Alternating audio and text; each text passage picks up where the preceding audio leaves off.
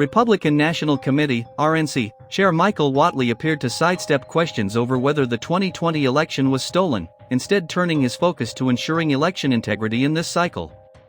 News Nation's The Hill Sunday anchor Chris Steyerwalt, in an interview with Whatley, referenced reports from last month that the RNC was asking potential rehires if the 2020 election was stolen. Asked if he could confirm these reports, Whatley said, "Look, the only litmus test I have is, do you support President Trump and the rest of our Republican nominees? And, will you work 24/7 for the next 7 months to make sure that we win this election cycle?" Steyerwalt then asked Whatley what his answer would be if the 2020 election was stolen. "I think there were irregularities. I think there were issues that we saw across the country. We need to have election integrity. This is about making sure that we have the rules of the road in place in 2024, Whatley said.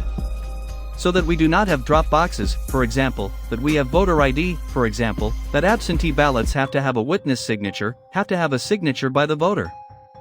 Whatley claimed these election precautions are supported by the vast majority of Americans.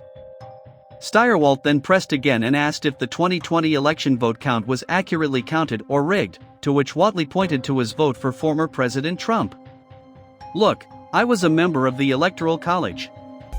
I proudly cast my vote for Donald Trump. The Electoral College number came back," he answered. "Joe Biden is the president and we are working all day, every day now to make sure that we're going to win this election in 2024. Whatley has made election integrity a large focus of his newly elected post. In a recent interview with radio talk show host John Katzimatidis on WABC 770 AM's Katz Roundtable, the committee will ensure they are going to be in the room when the early votes are cast and counted in November. Whatley, who was endorsed by Trump, was elected by the committee last month as part of a radical overhaul by the former president and his allies. Lara Trump, the daughter-in-law of the former president, was also elected at the time to serve as co-chair of the committee.